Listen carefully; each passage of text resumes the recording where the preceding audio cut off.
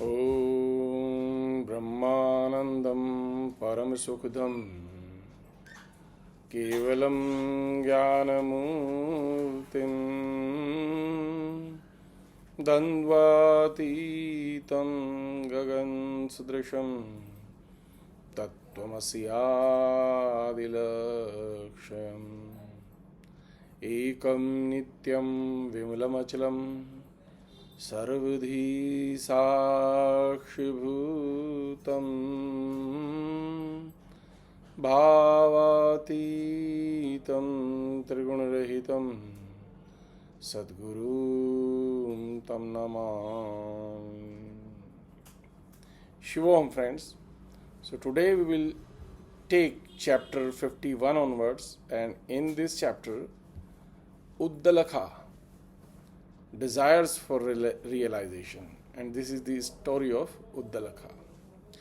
Vasishtha said, O Ram, have no reliance or confidence in the course of the mind, which is sometimes continuous and sometimes momentary, now even flat and then sharp and acute, and often as treacherous as the edge of a razor.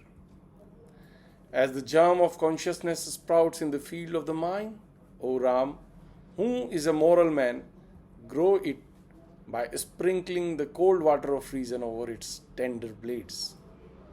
As long as the body of this plant doesn't fade away in the course of time or roll upon the ground as the decayed and dead body of man, so long should you hold it up upon the prop of reason. Knowing the truth, what I say, and pondering on its deep meaning, you will get a delight in your innermost soul, like a serpent killing peacock is ravished at the deep roaring of rain clouds.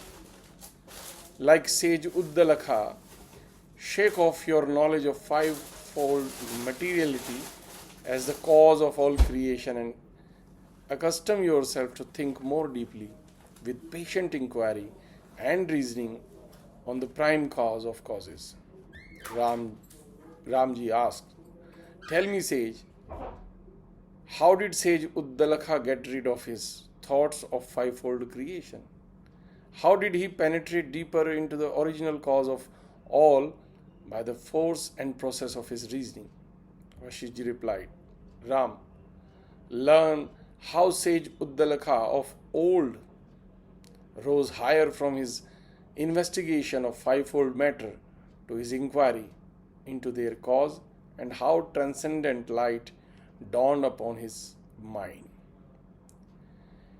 In a spacious corner of this whole house, the world, on the northwest side of this land, standing like a shed above surrounding rugged hills, there was the high tableland of Gandhamandan, full of camphor trees that continuously shed the odors of their flowers and pistils on the ground.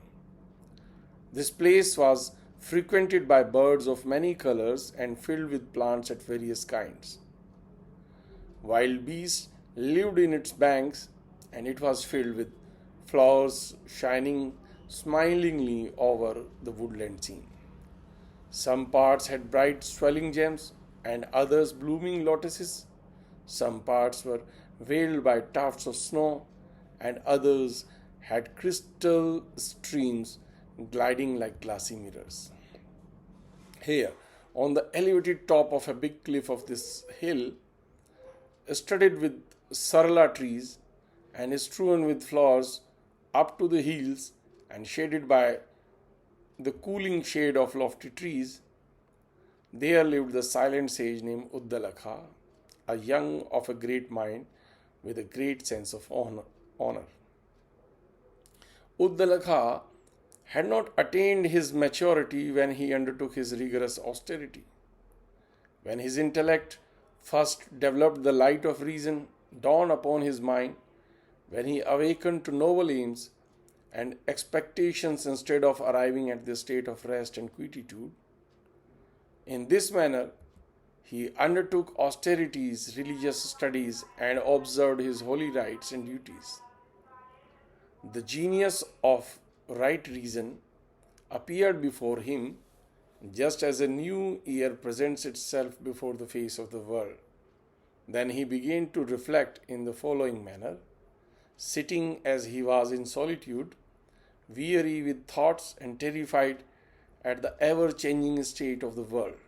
Uddalaka thinking, what is that best of gains which once obtained leaves nothing else required for our rest? What can be had which will lead us no more to reincarnate in this world? When shall I find my permanent rest in the state of holy and transcendent thoughtlessness and remain above all the rest?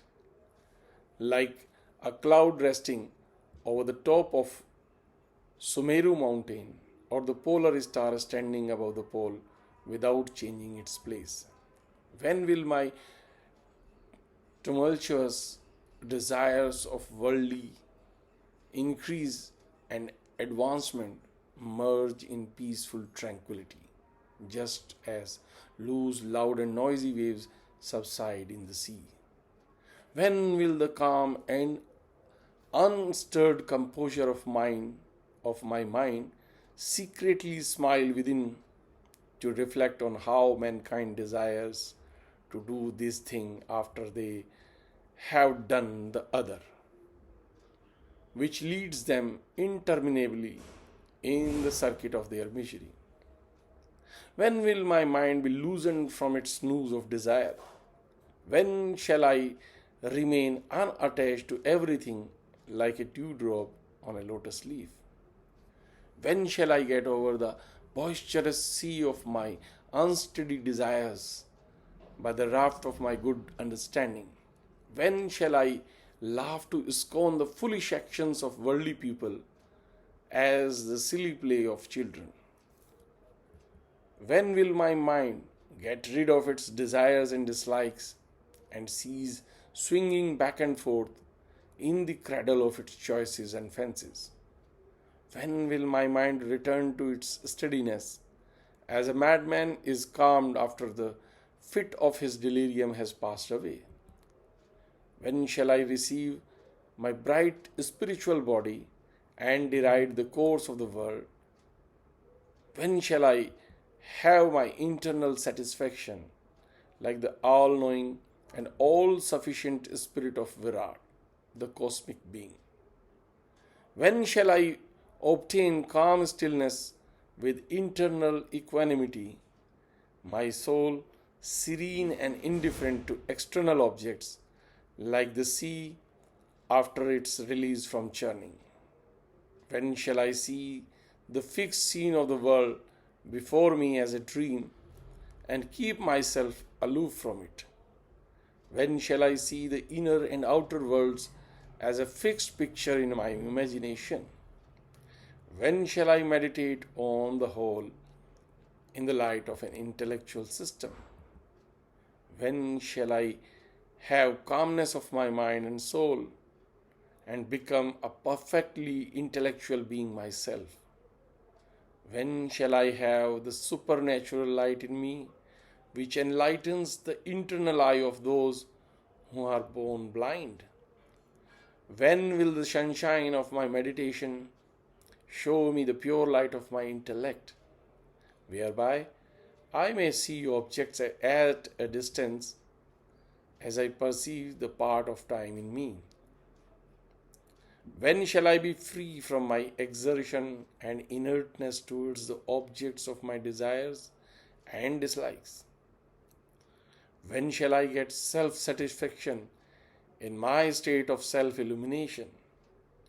When will this long and dark night of my ignorance come to its end? It is infested by my faults, fluttering like the foreboding birds of night, and infected with frost withering the lotus of my heart.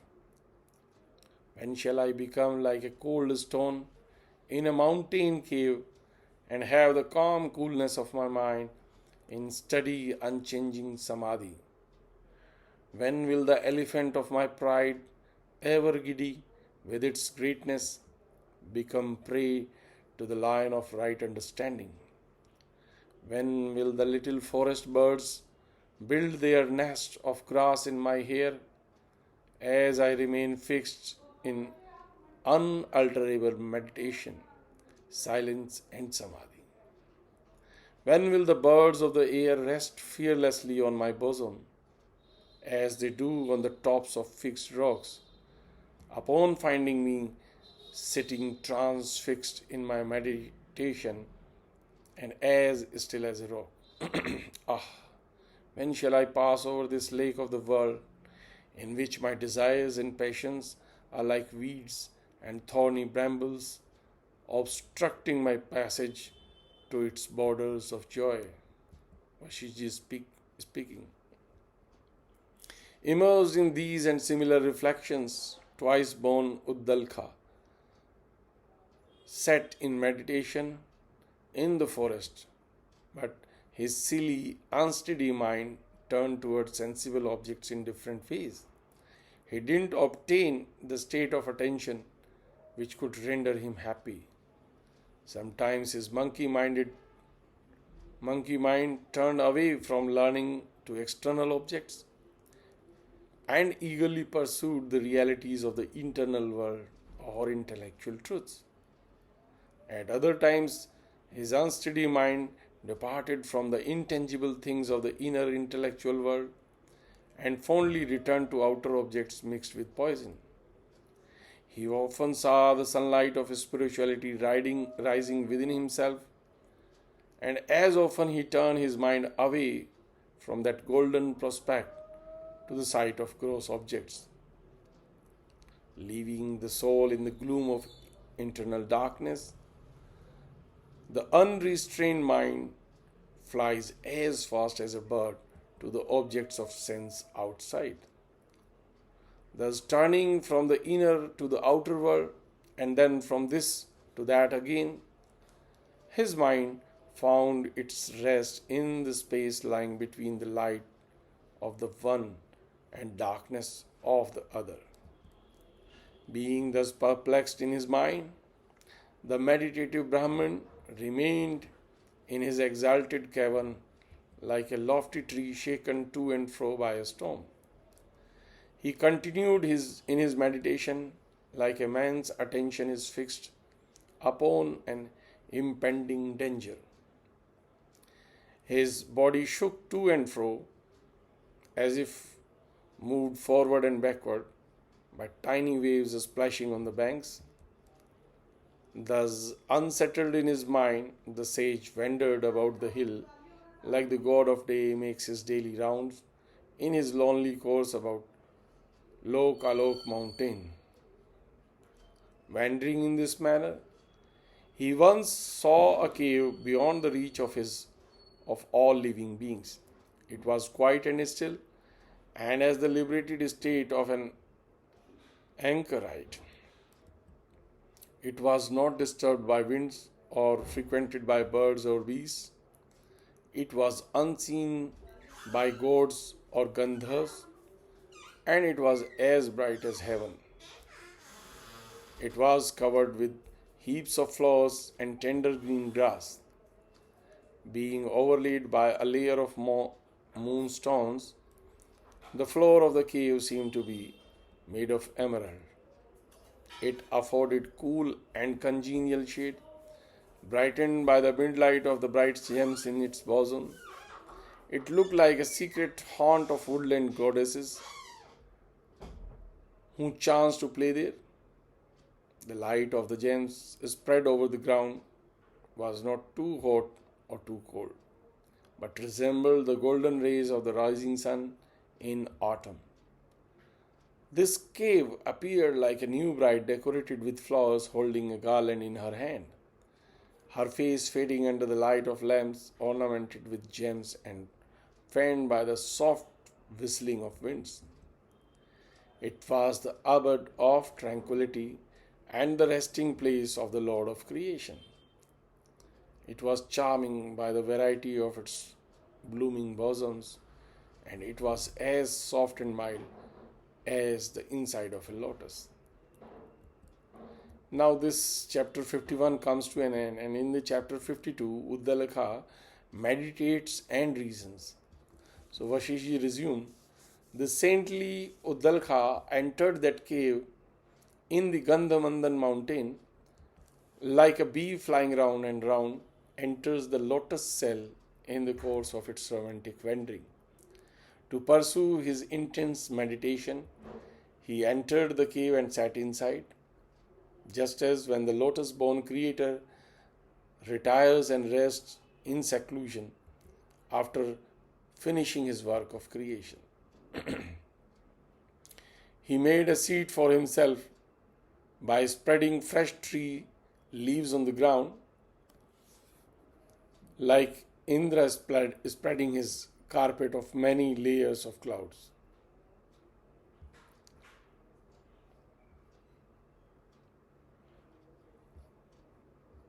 I think we need to stop this in between.